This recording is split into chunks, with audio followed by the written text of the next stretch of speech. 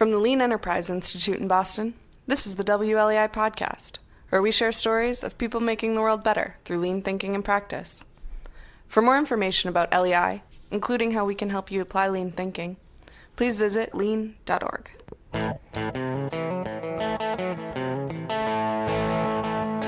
Hi, this is Josh Howell, and you're listening to WLEI's On the Job podcast, where I talk to people that I admire who are discovering better ways for organizations to work, learn, and manage.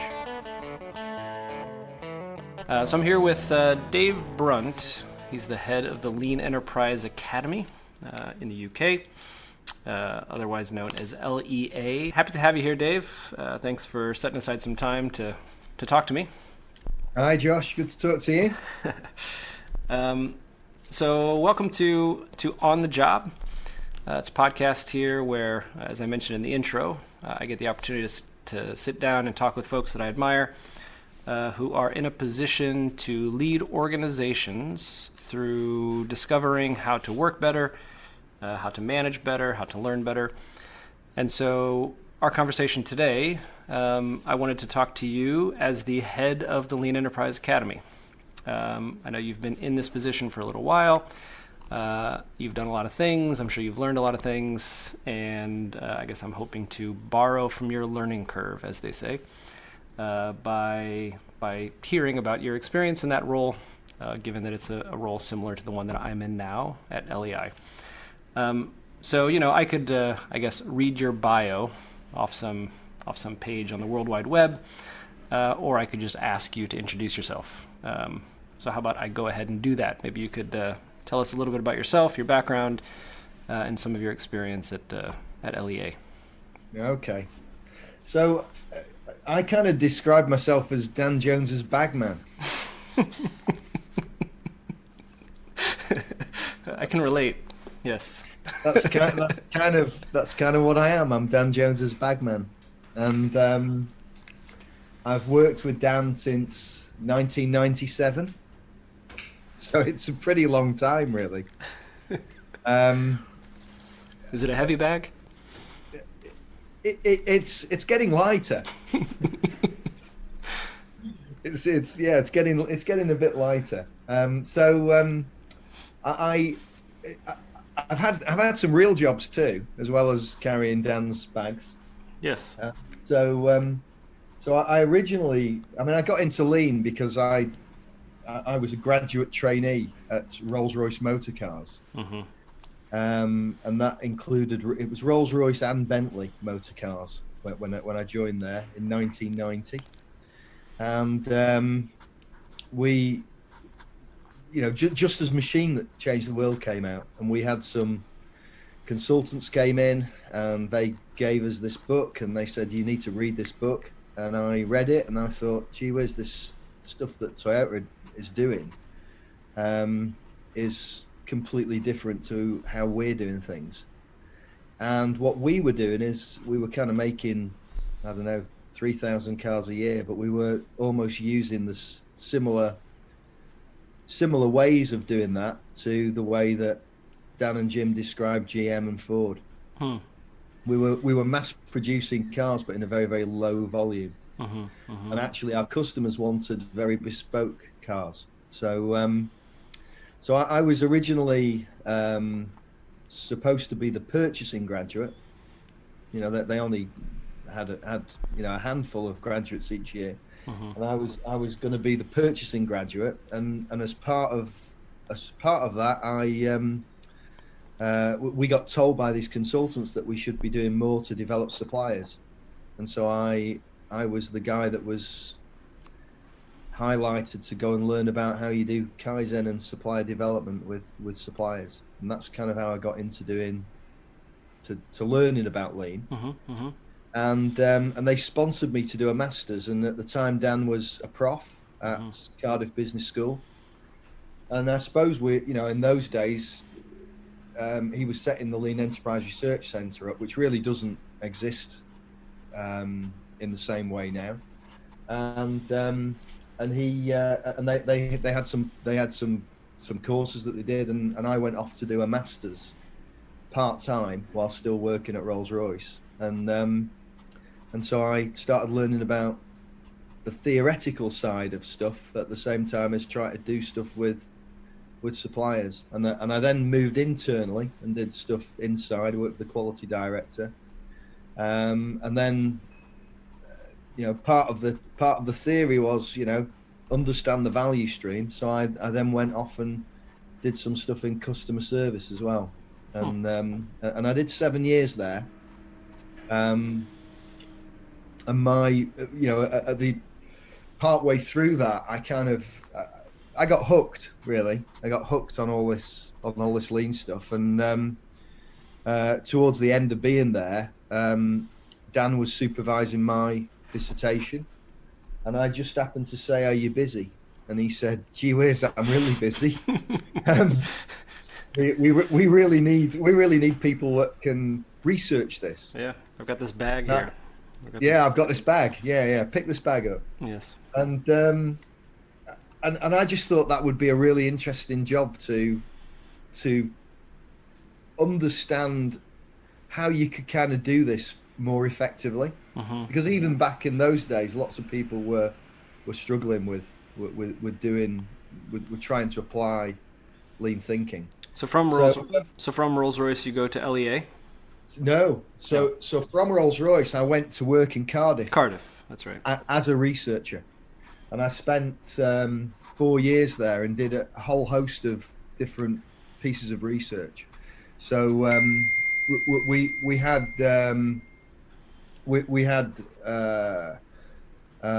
things like the International Car Distribution Program that Dan set up, which researched everything in the auto industry downstream of the factory gates. And I worked on that. I worked on some supply development with a couple of what we probably now call partners for Cardiff. And so I did a whole host of different things, and that kind of culminated in me. Dan got an inquiry from Porsche, from the car company, who actually had been one of the chapters in the Lean Thinking book. Right. They wanted to apply Lean Thinking into sales and marketing and into the national sales companies, and they wanted to do that in the UK. And so they said, "Did Dan know anybody that would be able to do that job?" And he said, "Yeah, I know this guy, and he's mad keen on cars, and yeah, he'd really be able to do that, but I don't really want him to go." So because he's holding my bags, and so he told me about it, and I said, "Dan, I do want to do that. That sounds really good." So I spent 4 years as the Porsche Verbesserung process manager in the UK, trying to apply lean thinking into sales and marketing and into the dealers. And at the same time, Dan and Jim were doing lean solutions. And so what we were actually trying to do for that in that job was to set up some good chapters for lean solutions.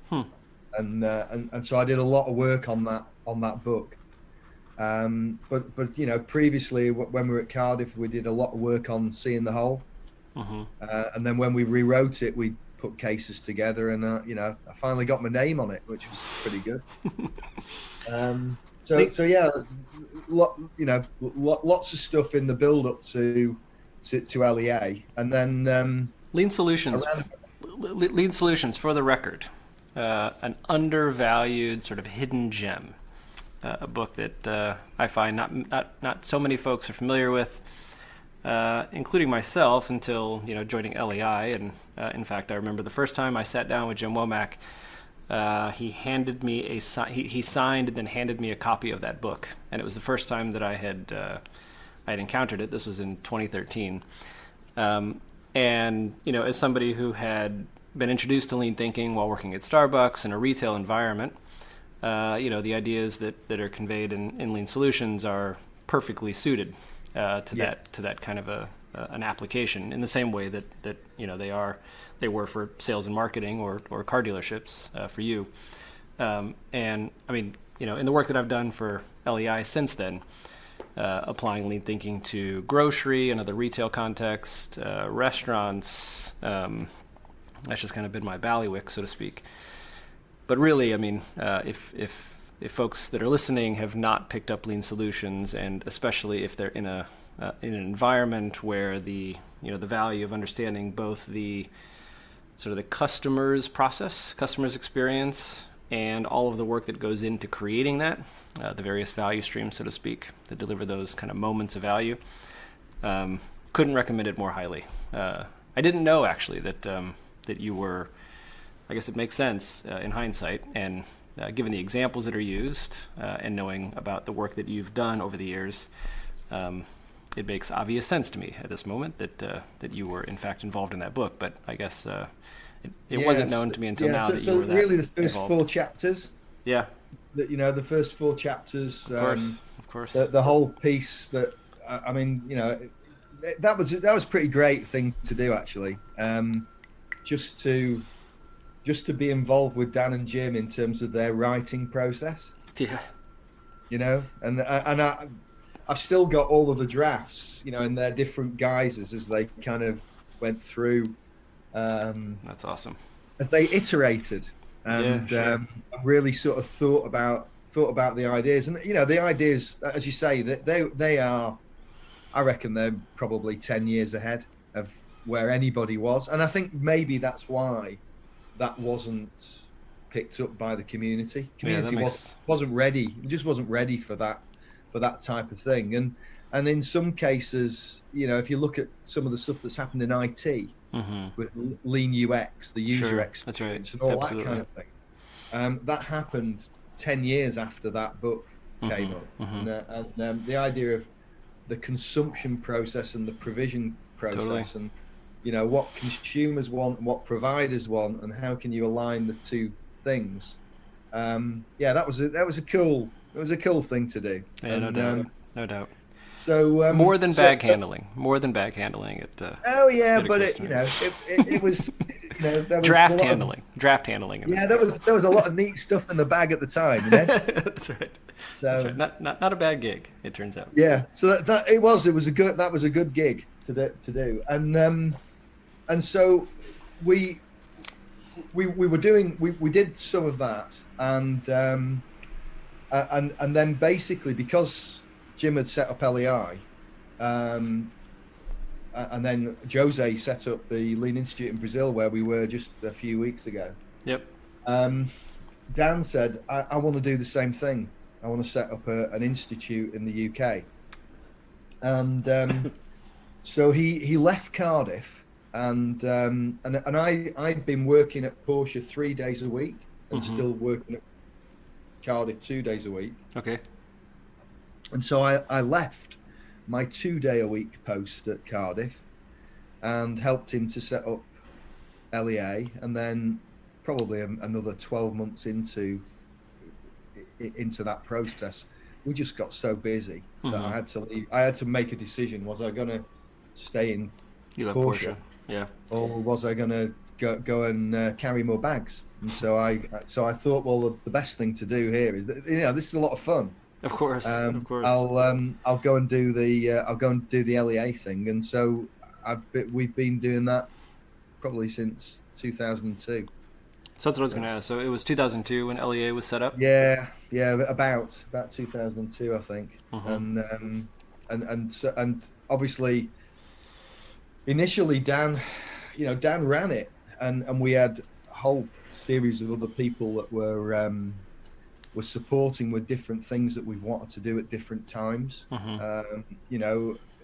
He really kicked off, and I was reflecting on this last week because we had a small event that we did around with educators, the education community, and I was explaining to them that when we started doing the stuff in healthcare, lean in healthcare, we walked around the hospital. First time was 1999, and we were trying to make sense of what would lean in healthcare actually be like.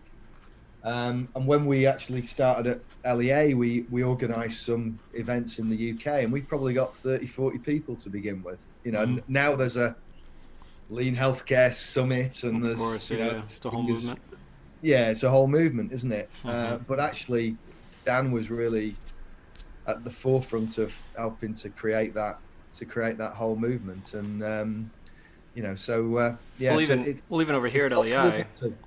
So even over here at LEI, I mean, most of my exposure to lean applied to healthcare has been through my colleague Alice Lee, who did some I think kind of groundbreaking work at Beth Israel Deaconess here in Boston, Massachusetts, and I know Dan was even involved in that, right? Yeah, that's right. Did you come over with Dan to visit? I didn't, because No? we had two guys in the institute, in our academy, Mhm. that were specialists in healthcare, Okay. and they came across and they helped with that. Mm-hmm. I think one of the difficulties with doing a lot of this stuff is that you need to learn the language.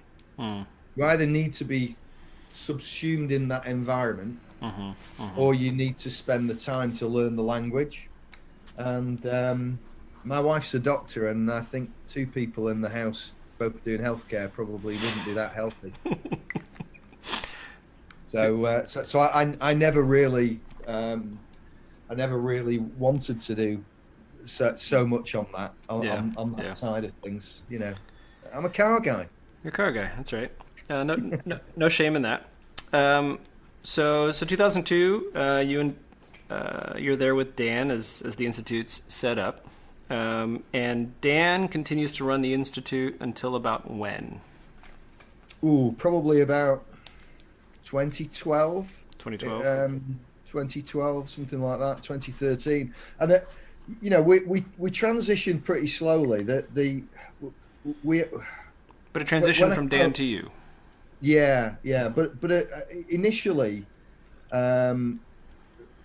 we did a summit, and I remember him coming to us and saying, "I don't want to ever have to do this again." Mm. And he came to me and the lady that was managing our office at that time, and said, "I don't want to ever have to do this again." I mean, it's a lot of work, as you know. Yeah, I do know. To do those kind of things, and so we said, "Okay, that's all right, we'll do it." And so that was kind of my first foray into the kind of administrative side of running an institute. Yeah. Because basically my job, The single biggest activity that the institute has. yeah, but my job of working with Dan was, Dan would have these crazy ideas, like go and find out about how you can apply lean downstream of the factory gates in the auto industry, and I would just put my hand up, or we've got this draft. We're thinking of calling it Learning to See. Can somebody go and map a value stream using this and see whether it's any good?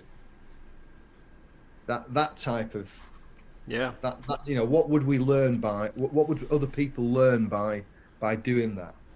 So I was just always this guy that would just go off and try and Try these things out. Yeah. Just try and do something that maybe nobody was really doing, and so I went off and did lots of stuff in lots of different environments that I wasn't particularly comfortable with, and back in those days it didn't matter because nobody really knew what any of it was about anyway. So it's wild. I mean, completely wild for me to think about the differences in, I guess, the experience that you've had from what I've had. I mean, for the most, I tend to think about a lot of these ideas and the books that contain these ideas as, sort of codified thinking methodology. And, my experience has been in large part with amazing coaches, but also with a lot of these books, these things sort of being there, like established. And then my experience has been kind of learning them and applying them to my environment. I mean, to think about you being there as these ideas are in the process of codification, in the process of being written down, organized into books that then folks like me and years later would, pick up, open up, and consume. It's an amazing story to think that you were there through the entire process. Very cool. Yeah, but we're still doing that, aren't we? So, we are. That's right. Last week Oriole we had Oriol Cachicasis from Spain, Mm-hmm. and He'll be here next week. yeah, and he did a talk for us about the work in the Lean Hotel. Yeah, which we've been to, which is an amazing piece of work. Who would have thought, Lean applied to hotels and all those processes. And again, a lot of that is the front end, the customers involved, etc. And in terms of we're still codifying these things. And he showed that piece of research that has been done across LGN. That's right. Taking all of the stuff you've been doing at Legal Seafoods, the stuff we've done in car retail, etc., and then codifying what the things are that are the difference between a successful set of changes that people do versus unsuccessful. So we're still doing that. It's probably that one of the things I think actually is that I often think about this, that the big leaps in discovery aren't quite as big now. They're far more incremental. But there's still a lot of leaps to take. But there's still lots of leaps to take, that's right. And actually, we don't know whether there will be another big leap or not, yeah. Big leap, unless we keep doing the research. Yeah, the thing I think about a lot with this stuff is it was certainly lost on me when I was being introduced to these ideas, like how new they remain. And I think it's lost on a lot of folks that get exposed to it. There's a certain assumption, I guess, belief that these things have all been kind of figured out, and so there are then answers. And a place like, a place that has institute in its name, or academy in your case, is a place that you look to get answers, I guess. And that's there are questions that have been answered more or less. Those answers all reflect that this is situational, the application of lean thinking. So sort of even the whole notion of an answer is a bit kind of oxymoronic for lean thinking. Yeah. But really, it's an exciting thing once you sort of understand that there's really a lot yet to be learned, yet to be figured out, and so then it's really about discovery. We're here doing the things that we're doing. Discovery of, as you say, lean thinking applied to hospitality, hotels. Who would have thought? Lean thinking applied to restaurants. Who would have thought? As you said, Oriol was in the UK with you last week talking about lean applied to hotels. He will be here in Boston next week, experimenting with me around lean applied to restaurants. We'll be here for an entire week's worth of activity that is along that discovery path, in this case, with restaurants. So and I think the other thing is that one of the things that we've ended up trying to articulate, and John's done a great job of articulating 5 dimensions around lean transformation. John Shook, a lean transformation framework. And again, last week we had a couple of sessions, presentations, and an experiential session. Peter Watkins, who's with us in our organisation, just explaining management systems. And again, it's not well articulated. I totally agree. So we've got a lot of work still to do on those kind of things, so that people can design and run their own experiments and see what they can learn from those. Yeah, management systems. Every conversation that I get to have with Jim Womack, who still comes around from time to time and offers all kinds of sage advice, he really sees that as the frontier for us now, to more well describe what is a management system. I think it's still a concept that has all kinds of different meanings to all kinds of different people. So to really codify what is a quote unquote lean management system, then how does it work? How do you create it? What are its benefits? All those things. I totally agree. I think that's an area. So exciting to hear that Peter and you are working on that over there. We're certainly doing some stuff over here too. We'll see what we can figure out together.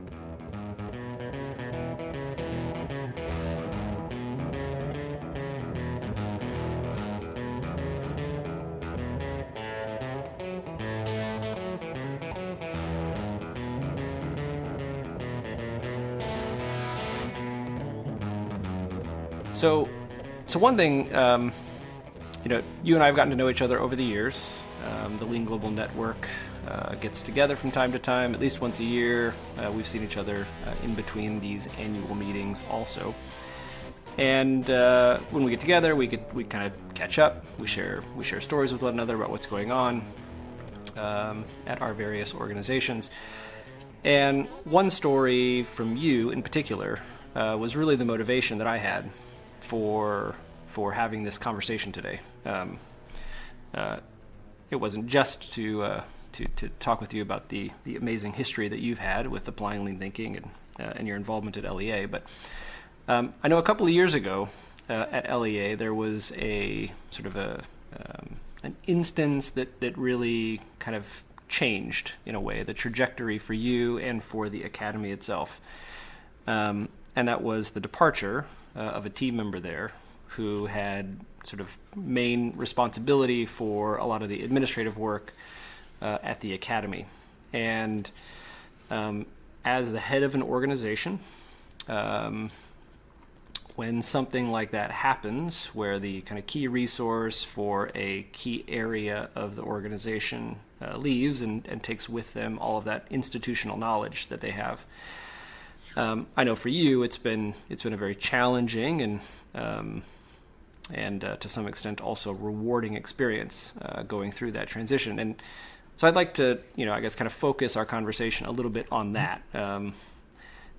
So maybe you can tell us a little bit more about what I'm referring to, and then I know it's been an interesting ride for you over the last couple of years following that moment, and so maybe we can kind of dig into that a little bit and see what lessons have been learned through that experience. So maybe you could tell us a little bit about what happened a couple of years ago. Yeah, so I mean, in the lead up to a couple of years ago, we'd done a lot of work on improving our back office administration, and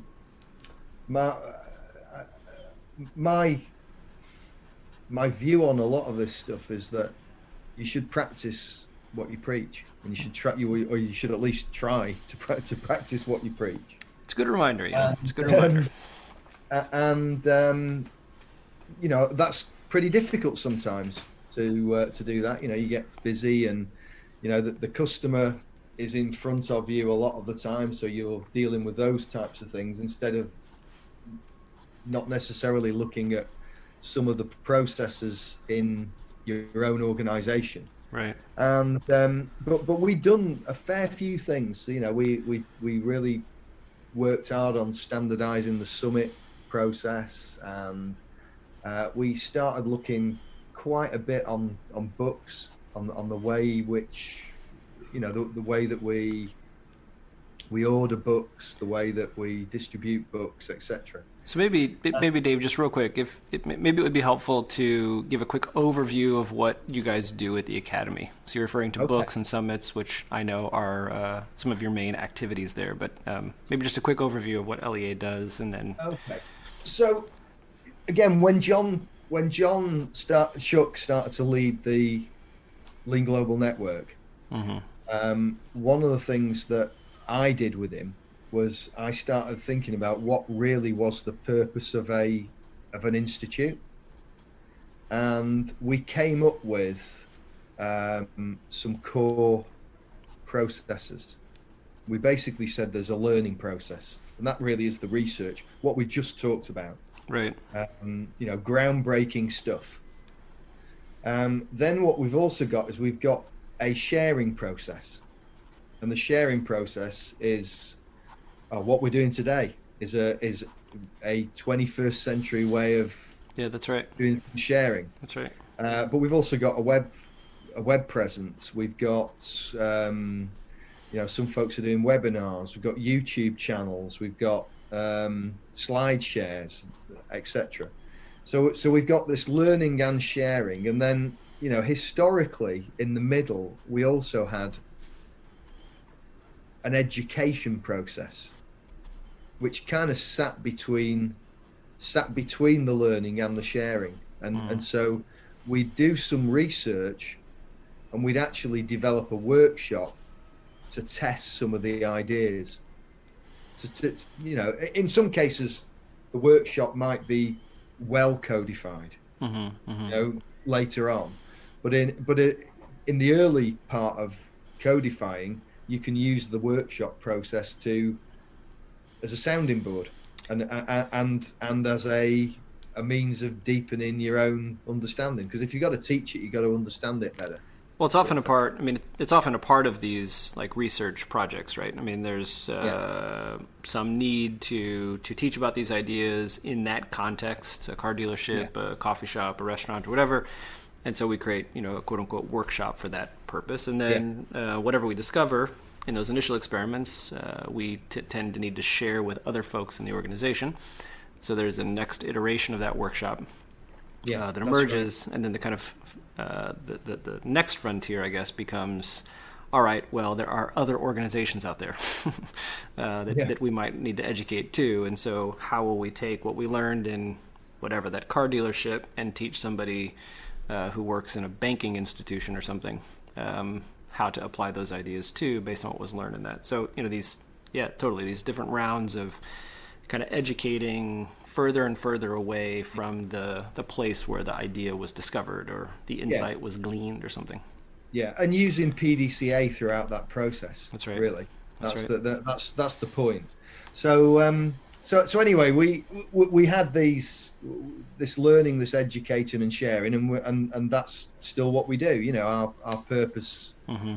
Our purpose is to do this research. And then to share it through various mechanisms, mm-hmm.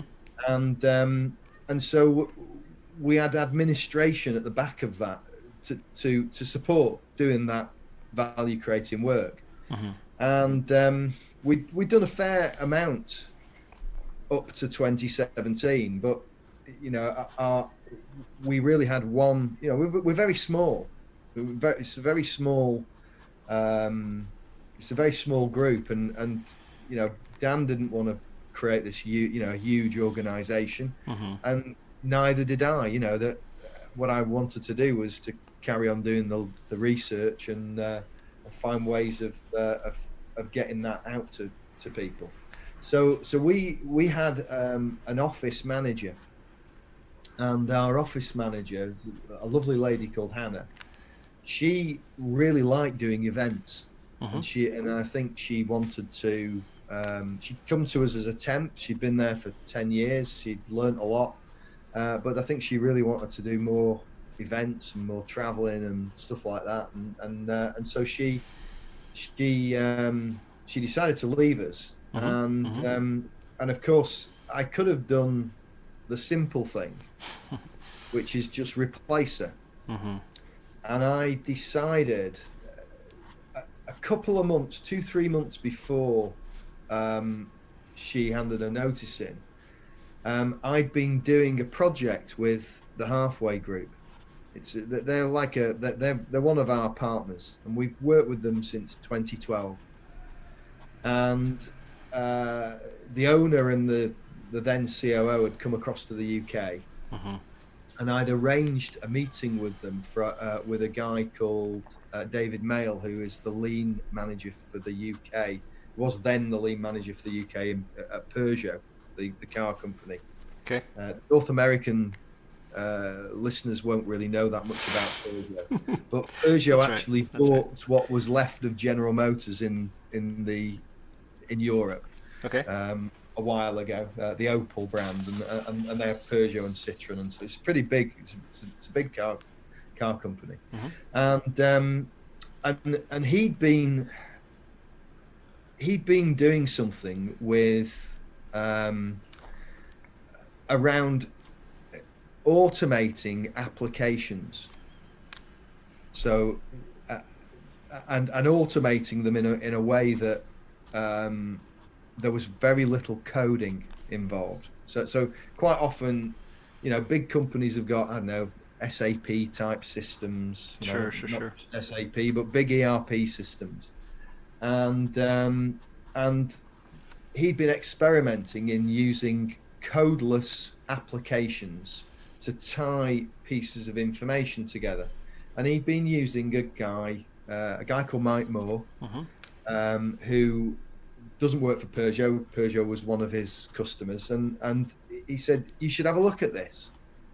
So myself, George Bakey, the owner of Halfway, and Terry O'Donoghue, we met up with the guys from Peugeot and Mike Moore and so on, and they showed us some things that they were trying to experiment with in sales.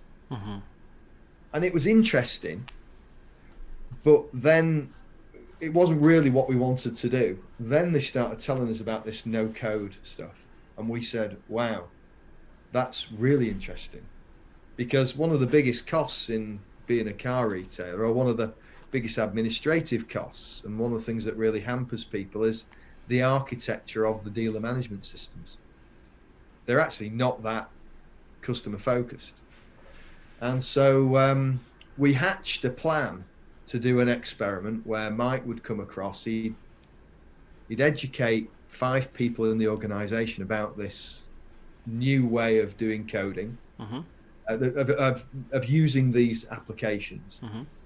And we would see whether we could use this technology to improve the information flows. And that's kind of how it all started. So that was it was actually March 2017. And so I got Mike to come across to LEA, and we actually started a bit of a project looking at our database. So how would you the end results automate, but how would you eliminate waste from people signing up, from the data getting inaccurate over time? We know that people are moving jobs a lot and so on, and so what do? If you want to have accurate data, you've got to basically go and hire somebody to cleanse the data all the time, and so we looked at a couple of the processes, and what we were looking at back in 2017 was the different apps that you can use to connect the information together.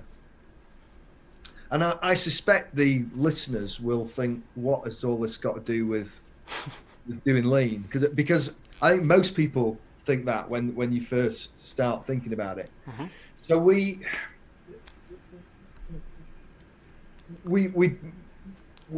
did this piece at Halfway, and we did the training, this course, and we had a couple of people that did amazing apps. So one was a guy called Morny Fourie, who we had at our summit last year, and he prepares cars for handover. Okay. So he does the pre-delivery inspections on them. He puts accessories onto them. You want a tow bar, you want tinted windows, you put film on the inside of the tinted windows, etc. And that process starts when you receive a truck from Toyota with a load of cars on it. And the first thing you got to do is you got to inspect the car to make sure that it hasn't been under any trees and ended up getting damaged on its way from the plant to your site. And so we looked at that. He looked at that process, and just as a little experiment, not the end to end, just that little bit. And he realized that there were multiple multiple systems that you went through. Mm-hmm. Excel, the dealer management system. You had to take photos of the damage. You had to resize the photos in order to then get them into an email to be able to send that back to Toyota and all that kind of thing. Mm-hmm. And what he did was he created an app, and the app really completely compresses the information flow. And connecting all these different systems and connects, and actually automates or eliminates them, or it either eliminates, it combines, it rearranges, it simplifies. So little ERCS for the ECRS for information flow, for the job methods, training within industry, fans out there. Yes. Yeah. So this first one app saved one person 18 days per month in terms of time. It's incredible. Well, you kind of only work for like 20 something. It's like 90%, 85%, something right? Like that. And they actually went to the dealer management system provider and said, we'd like to do these types of things. And of course, the dealer management system provider said, yeah, sure. Yeah, it's in our work to list, some of that stuff that you're talking about. It'll probably take 18 months. It'll cost £20,000. Uh-huh. And this guy did this app in about 3 days, and it's $50 a month. So I was watching this. I went on the course actually in Johannesburg that Mike came across and ran, and I just thought, wow, so often people are struggling because technology actually constrains them in terms of what they can do. And here was something that if you really did understand the process, you could link all of these things together. Well, so that's the key, right? I mean, and I know you'll continue to share more about this. You shared with me before our talk today a slide presentation that had a lot of information about what you're talking about. But that that those constraints that we experience with technology, often sort of off the shelf technology, sort of one type of experience that people have, and whether or not this off the shelf thing perfectly matches your situation is probably not so likely. Or the other one being we build our own technology, but we do it maybe without the kind of without full clarity around the process itself and how that works, where the waste exists, where we might alleviate it with information flows or whatever. And so what that experience of feeling constrained by technology tends to match one of those two scenarios, right? The sort of off the shelf thing doesn't fit, or we don't have a good grasp of the process to begin with. We build a tool to apply to it, and surprise, surprise, it doesn't quite work. Yeah, and for our traditional, the traditional listener that's interested in lean, that's maybe, involved in making stuff in a plant, this is like the MRP type. Yeah. Type thing. MRP doesn't really do what lean thinkers want it to do for a whole host of reasons. There's demand fluctuations, and there's amplification, and schedule changes, and all of this type of stuff. And so I was pretty surprised that it was 18 days a month. I was really surprised, and so I came back and said, why don't we start looking at this in our institute?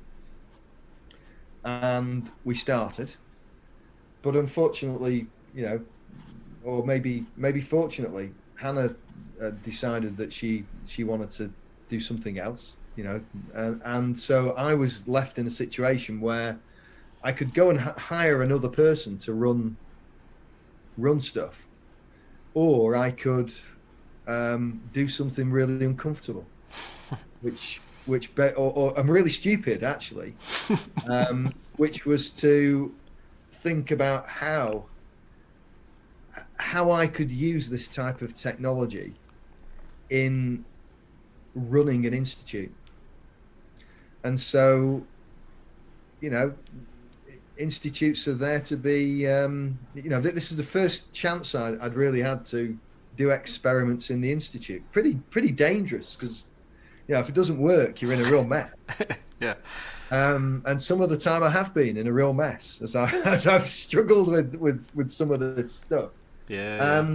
But I decided that I would give this a go to see what was possible, because this whole thing on the, everybody's talking about Industry 4.0, and they're talking about huge changes in online AI, all of this type of stuff. Yes. And I just thought, well, we need to understand a bit of that world. And a large proportion of the stuff that, in terms of our sharing, is being done through the web. So we needed to find out just what was possible. And of course, this is moving at quite a rate. Actually, the pace of change in this arena is moving at a rate too. It's pretty difficult if you think you're ahead of the curve, or you think you're on the curve. The reality is you're probably behind, because of the pace of change in it as well. So that's what I decided to do. I decided to do some experiments, and part of that as well was that I realized that whilst we understood, or we thought we understood, the Gemba, because lots of people do Gemba walks, and that they look at the way the work is being done and all that kind of thing. Our standardized work wasn't really that good. And so I didn't really know that much about the way the work did work. I thought I did. At a high level I did. But I didn't really know about the detail. And so I decided to do 4 very uncomfortable things to break the activities down on one element. I couldn't do everything, because these institutes are pretty complicated things. They are. People might be surprised. So I decided to choose one value stream, and the value stream I chose was books. I decided to look after, or get all of the orders that were coming in to actually come through to me, and then for me to do that job day to day, so that I could understand the current condition and I could develop standardized work for that activity. And then as everything was coming through, and I was able to understand really what the process was, I could understand the problems in the work. And I understood them because I was doing it. I was understanding it in far more detail than I would have done if I'd been a manager in an organization. Sure. And then we could actually put some steps in place to eliminate, combine, rearrange, simplify. But at the same time, I also had to learn about this new technology. Because it would be a mistake to just think that you could start using this stuff without really understanding what the work was. And so I decided to learn about the new technology, really in terms of what we could implement once we'd got better stability. And the reason why I decided to do that was because I'd seen this 18 days a month save. And actually, I thought we did a pretty good job on books, and I think we did, really. Yeah. But it was very labor intensive in terms of what we were doing, and so it was a chance to experiment with what this new technology would be able to do for us, just to begin with, just on the books, and so that was our starting point. So it's a good reminder, really. So that I guess it's been 5 months now since I took on this new role at LEI, and in one kind of way, I kind of came up through the Institute. I joined LEI 6 years ago. My work since joining LEI has been focused in, I guess, a similar area to where you began, with applying lean thinking into these new frontiers, I guess, kind of discovering how these ideas work in places like restaurants and grocery stores, like I mentioned earlier.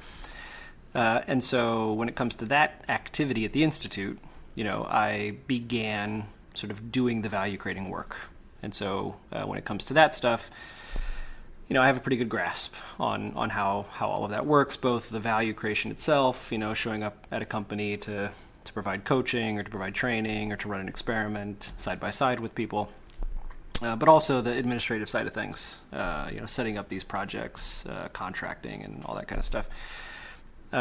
But as you said, the Institute here, the Academy there, are quite complex organizations that do lots of different things, like sell books, a business activity that couldn't be more different than showing up at a company and helping to run a project. And so anyway, for the last 5 months, then I've had responsibility for all of these things, not just the projects that I'm familiar with, but selling books, just like you at LEA. And I appreciate the reminder of all the learning that's available by really getting in and doing the work.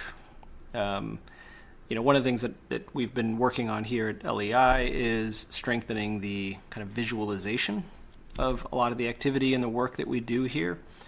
And so to some extent, that is helping me to learn about these different areas of the work, but it's still at a distance from the work. You mentioned that many of us are experienced with gimbal walks. If you follow lean people on LinkedIn, for example, you see lots of photos of gimbal walks, or actually, to maybe describe them more accurately, boardwalks. Yeah, that's right. And even here at LEI, in fact, we are talking on a Monday morning. 1 hour from now, LEI will begin a weekly ritual that we call Obey a Monday, where we'll run for about 7 or 8 hours, a series of huddles, standing in front of various visualizations, and we will, at some level, kind of manage all of the activity at the Institute. We'll kind of run through that over the course of one day. Yep. But frankly, what we're actually going to do is stare at a bunch of boards and have conversations together about the information that's being displayed and the problems that are being visualized. And to some extent, we will, through those conversations, do actual work. But for the most part, we won't. We're going to have conversations about the work. We're not going to do the work. Yeah. And the difference is one that, I know it's easy for me to neglect that difference and to almost gain a false confidence that I'm knowledgeable about the work, when in fact, really all I'm knowledgeable about is this information being visualized on the wall, a reflection of the work, right? Like a description of how things are supposed to work. A representation of the results, the output from the work. Something like how many books were sold last week. But but what actually went into creating that book in the first place, or keeping it in stock, or fulfilling an order, or replenishing, after that book is sent out, all of that stuff, I'm not going to interact with that kind of detail today at all. Actually, maybe I will, but it'll be just sort of in passing. But anyway, there is a lot of that detail that can go neglected by many of us, all doing sort of the right things, and Obey a Monday. I'm happy with what's going to happen today. It will help us run the Institute better, but it's important that I don't begin to falsely think that an activity like today is an activity that's actually going to help me see and understand and sort of deeply know about the work through doing it in the way that you did through this experience, so that I can do those other things. I can identify the problems, see the waste, apply, ECRS, whatever, and then, if helpful, apply a tool like an app creator or whatever other tool might be appropriate given the job that we're trying to do. I think people that are listening. A large proportion of the people that are on our database are working in mature organisations. Mature in what sense? They might be working in a Starbucks or a Legal Seafoods or a Halfway, and there's 1,500, 2,000 people, or even some of these companies 40,000 people working in them. That's right. But these institutes are SMEs. Mm-hmm. S. Very S. Small and medium-sized enterprises. Right. And actually, most people in the population are working in SMEs. Right? So if I look at in the UK, most people work in a company that's got less than 20 people in it. Yeah. So of course, the argument, if you're working in an already stable organization, is how to develop capability for people to be able to do the kind of things that I did, because they are responsible for books. But the reason that I did this rather than just go and hire the next person is that I wasn't sure whether the purpose was completely lined up. So, of course, when you look at books as an example, there's the product development process, which we're involved in. We know about that. We talked about that at the beginning of the podcast. That's right. And there's the order fulfillment, pick, pack, and ship. Right. And again, if you were Michael Porter, you'd say, well, that's fine. That's not the competitive advantage. So the thing that this made me doing this as an activity, what it made me question was what the value was. And really, the value is unlocking the knowledge in the publication. That's right. And I kind of knew that, sort of. But when you touch all of the elements of the individual process, it really becomes a lot more clear to you that's really the problem to solve, the organizational problem to solve. So it just gave me another lens. I'm not saying, that leaders should go and do the work, all of it. I'm just saying what they should do is they should think about how you do that work and maybe do it for a certain period of, just even if it was only 3 or 4 days, just so that you can see, you can make that link to what the real value is. And in our case on books, surely the value is unlocking the knowledge in the publication. And so it's a forcing function. It's a forcing function then to reckon, to make yourself go through the exercise that probably we should be doing, more often than any of us actually do, of questioning deeply what is the value being created here, rather than just, what's the process, what's the work being done, and let's find waste in that to remove it. Okay, we can do that, and there's gains to be had. And I guess even just a minute ago, that's kind of what I was more focusing on. The misconception that we can have that we really understand those details and are in a position to do Kaizen on that work, and often we're not. We're not as knowledgeable about it as we might think we are. But more importantly, especially for someone in the position like you're in, I guess like I'm in, is that deeper, I guess, more valuable output, more valuable, pardon the pun, of engaging in an exercise like that and being forced to really think deeply about the value being created here and what's necessary in terms of the work to create that value. And what are we just doing because, whatever, because that's how we've always done it or something like that. So in the case of books, this exercise of getting into the details of the work, which might seem like something that the head of an organization like yourself maybe shouldn't be doing. But in fact, for you and for many of us, if we were to go through something like that, revealed something of real significance, actually, of great value to you. Yeah. This kind of insight. I mean, we had debates internally, and a couple of the guys said, you shouldn't be doing this. Right. You should just hire somebody. And I said, no, I think we should do this.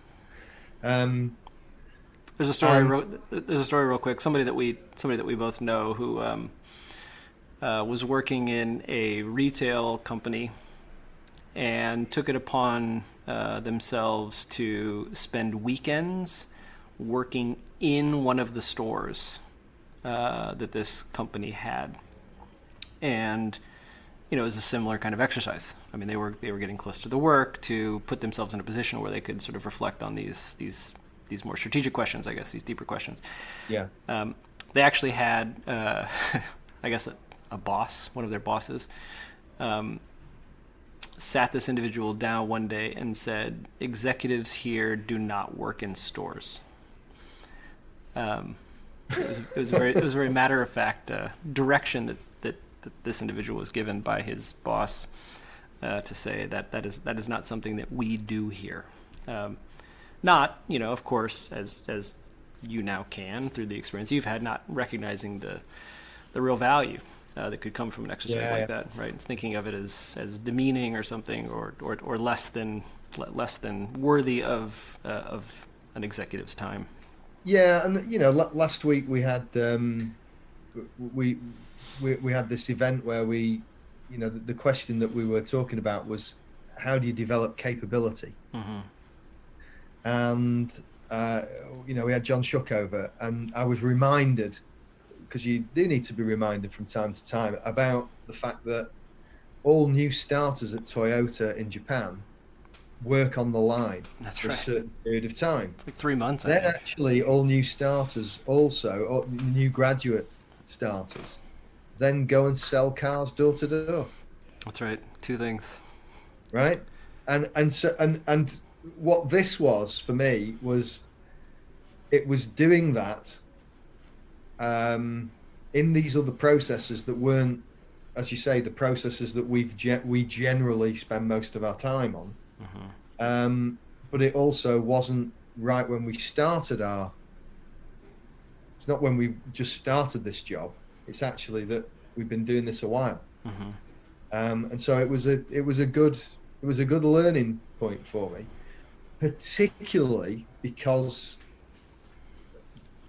okay, the physical product ends up being picked, packed, and shipped in a traditional way. Right.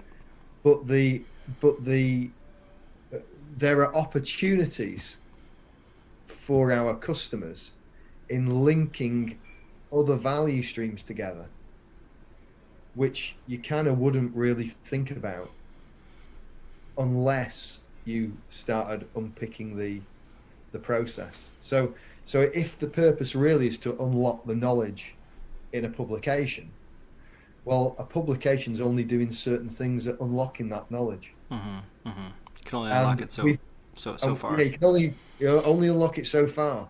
And so we've got an opportunity running these institutes to think about the other processes that we have for unlocking knowledge. Mm-hmm. And then if we get close to that work, we can do some experiments to see what we can do to improve that.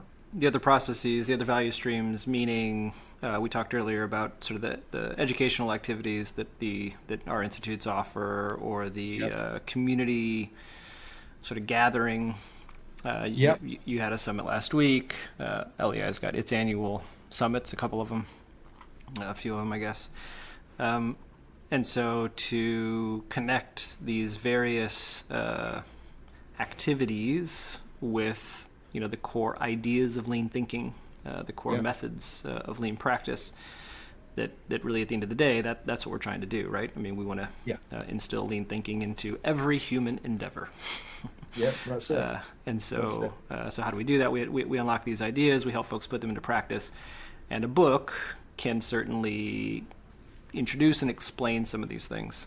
But to think that a book can go so far as to help an individual apply ideas is a bit of a stretch. Certain folks can with certain things, but really most of us, I'll certainly include myself in the most of us camp, require more than just a book to apply really any new idea. I need help. I need education. I need experiences. I need a coach. I need peers. Yeah, and that there's no doubt that again, for what I did last week, I went back to some of those books that I maybe hadn't read for 2-3 years, and you get more insights out of those books when you've done more things, or totally. You've got a particular problem particular problem that you're wanting to get across. 100%. So in that way, you're kind of using the content that's in those as reference. That's right. Yeah, Lean Solutions was like that for me, for sure. I mentioned, Jim Womack handing it to me right after I had wrapped up my experience at Starbucks, just joining the Institute. I read it then and got some things out of it. I then built up some experience in different, I guess, sort of similar industries, grocery and restaurants, returned to the book. And the way that it helped me make sense out of the experiences that I had in addition to Starbucks, in grocery and in restaurants. I mean, it was like breakthrough for me to go back to that book after having accumulated some more experiences. I'm sure if I revisit the book 5 years from now, after whatever's going to happen in the next 5 years, it again will help me sort of recognize what's been happening, understand what's been happening in a new way. It's amazing what these books can do. What Dan, what Jim, John, and others have given us. It's incredible. Yeah, that's right. So that was the catalyst, was losing the manager, really, losing Hannah, and then the experiment was, let's just choose one value stream. And by then taking a look at that value stream, what we've done is we've used a no-code solution, but basically the beginning of a database. Well, it's not the beginning of a database. It is a database around books, around orders, etc. And then the insight that's given, when you then think about the knowledge, that the fact that what we're trying to really do is to create knowledge, is that now there's a whole series of experiments to be kicked off, which actually are around the book, somebody's purchase of a book just being one element of helping them. So, this very much depends on the value stream, but one of the things that we learned in the book value stream is that, of course, unlocking the knowledge is the key, but there is an information flow and there's a physical flow, just like there is in any value stream. Right.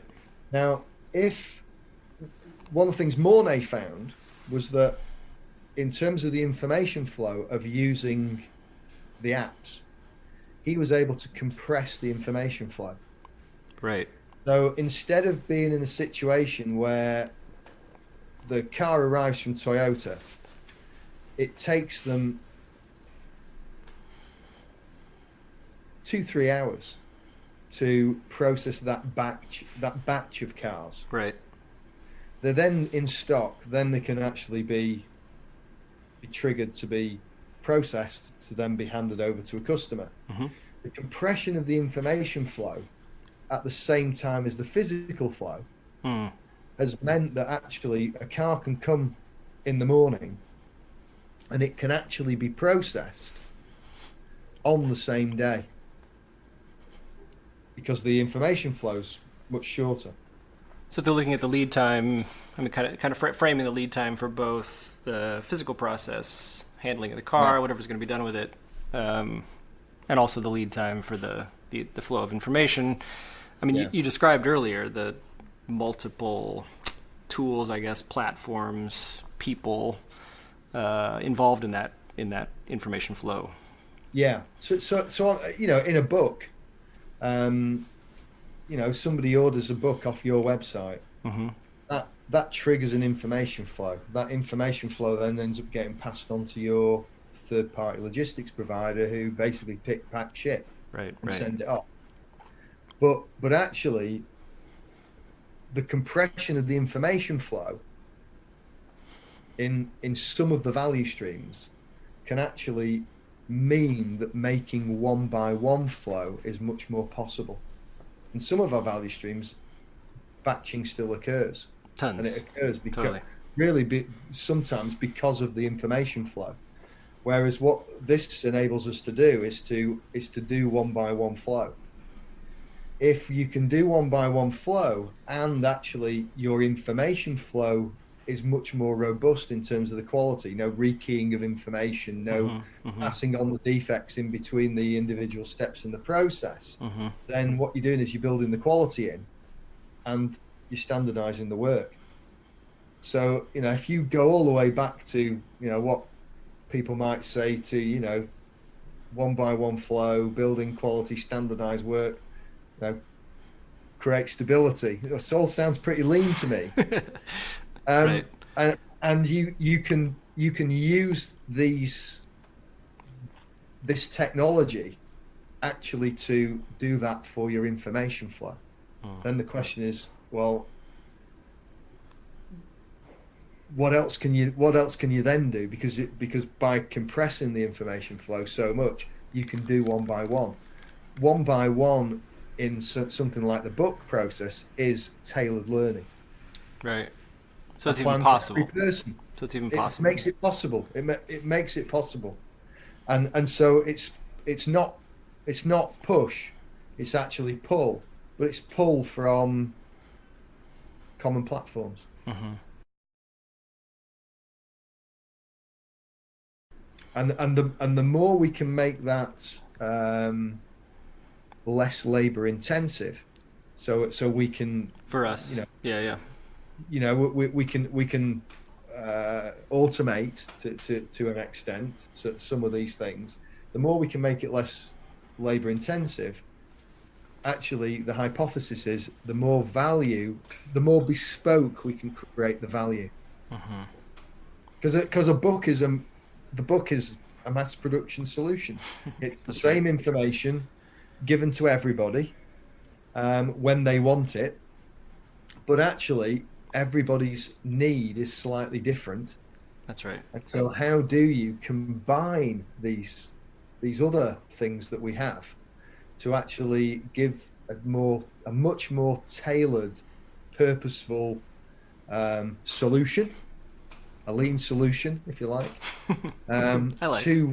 to a person, so that they can actually gain knowledge as part of a journey. And you know, this is very, very fresh in the mind, really, because of last week, that the traditional way that people are learning about lean is the traditional way that people learn about everything. Mm-hmm. So, right. And we had guys from schools talking about schools as batches. It's push. That's right. You have to attend this stuff, do this curriculum, and it's all a push. But what we're really trying to do, and what schools try to do, or whatever level you go through, is trying to develop lifelong learners. So if that's really the problem to solve, how do you develop lifelong learners? What you need is the learner to pull the information as they need it. And so, if we've got a system that has come out of a push model, how do we combine all these other things that we've got in order to be able to develop pull and to develop that lifelong learning in somebody? And if you take a look at the way generally people are learning about lean, it's a push. It's pretty push. And of course, what the end result is all this certification and which is quite clearly nonsense. Go on LinkedIn and there's all of these experts, and here we are saying, well, gee whiz, I'm really not sure I know that much, and I've only been doing it 30 years. But you can kind of become some kind of master in 5 days. Hell, I wish I'd had that course. So it's also getting people to think. It's also offering people the opportunity to lifelong learn, rather than just think that a little bit of this stuff will then make you the expert. So those are the kind of insights I've had from doing this. Just doing the work. Doing the work. That's right. Just from doing the work. Well, and having spent some time with you recently, we've had a couple of recent phone conversations. We were together, as you mentioned earlier, in Brazil just a few weeks ago. I know that those insights aren't just sitting as nice insights, but in fact you're starting to activate against those things with some experiments that you intend to run. I think that we intend to run together. To sort of dig into this idea that we can offer more, we can do better at helping folks gain the knowledge that's contained in these books, which are really the things that I think the Lean community itself, certainly our institutes, were built upon. Books written by our founders, Dan Jones, Jim Womack, and others. So excited to work on that with you. Thankful that you've had the experience that you've had and gleaned those insights on behalf of myself, LEI, and many others in the Lean Global Network, of which we are both a part. It's been wonderful to have you share with us. Speaking of the mission of the institutes, learn, share, and educate. It's wonderful to have you learning in this way by digging into some of the administrative work of your institute. It's been even better to have you make some attempts at educating us on it. You've introduced us to Mike Moore, for example, as a way to sort of encourage us, set us down a path where we too might be experimenting in ways like you're experimenting.